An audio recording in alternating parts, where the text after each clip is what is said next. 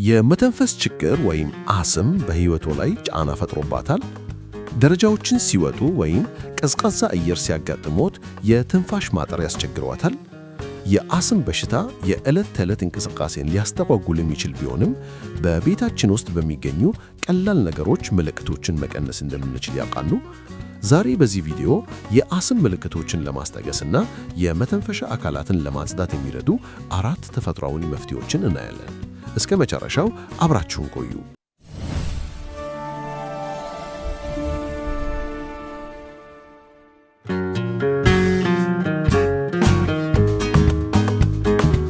ሰላም ጤና ይስጥልኝ የቻናላችን ቤተሰቦች።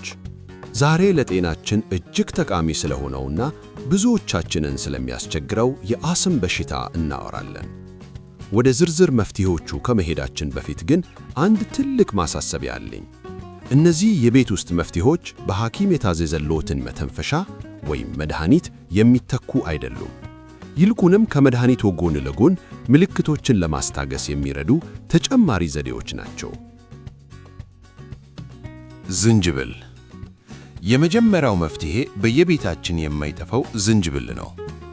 ዝንጅብል የመተንፈሻ ቱቦዎች ላይ የሚከሰትን እብጠት ኢንፍላሜሽን የመቀነስ ከፍተኛ አቅም አለው። አዘገጃጀት። አንደኛ፣ ትኩስ ዝንጅብልን ይላጡና ይከተፉት። ሁለተኛ፣ በሚፈላ ውሃ ውስጥ ጨምረው ለ5 ደቂቃ ያህል ያፍሉት። ሶስተኛ፣ ለብ ሲል በቀን 1 ወይም 2 ጊዜ ይጠጡት። ይህ የአየር መተላለፊያ ቱቦዎች እንዲዝናኑና አየር በቀላሉ እንዲገባ ይረዳል።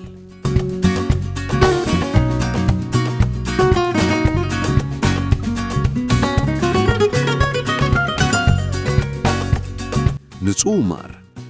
ሁለተኛው መፍትሄ ማር ነው። ማር በጉሮሮ ላይ ያለውን መቆጥቆጥ ከመከነሱም በላይ የአስም በሽታ ዋነኛ ምልክት የሆነውን የሌሊት ሳልን ለማስታገስ ይረዳል። አዘገጃጀት። 1 የሻይ ማንኪያ ማር ከጥቁር አዝሙድ ዘይት ወይም ከዝንጅብል ጭማቂ ጋር በመቀላቀል ከመተኛቶ በፊት ይውሰዱ። ማር በሳምባ ውስጥ ያለውን ንፋጭ ሚውከስ ለማቅለጥ ይረዳል።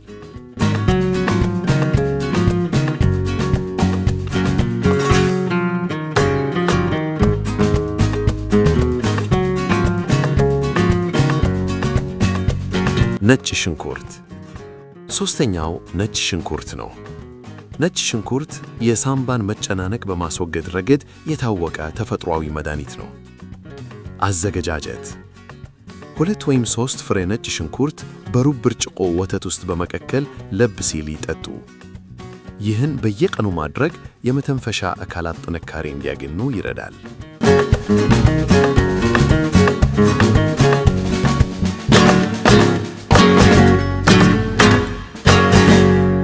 የባህር ዛፍ ቅጠል። አራተኛውና ፈጣን እፎይታ የሚሰጠው የባህር ዛፍ ቅጠል እንፋሎት ትንፋሽ መውሰድ ነው። በተለይ በኢትዮጵያችን በብዛት የሚገኘው የባህር ዛፍ ቅጠል ለአስም በሽተኞች ታላቅ በረከት ነው። አዘገጃጀት። ትኩስ የባህር ዛፍ ቅጠልን በሚፈላ ውሃ ውስጥ ይጨምሩ። ከዚያም ጭንቅላትዎን በፎጣ በመሸፈን የሚወጣውን እንፋሎት በጥልቀት ይተንፍሱ። ይህ አፍንጫንና ሳምባን ወዲያውኑ ክፍት ያደርጋል።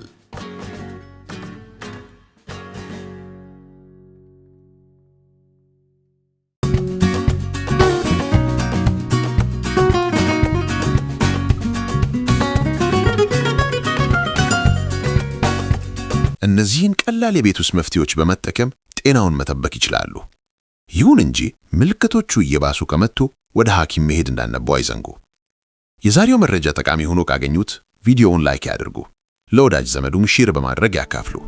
መሰል የጤና መረጃዎች እንዲደርሱን ቻናላችንን ሰብስክራይብ ካላደረጋችሁ አሁኑኑ አድርጉ። በሚቀጥለው ቪዲዮ እስክንገናኝ ጤና ይቆዩን።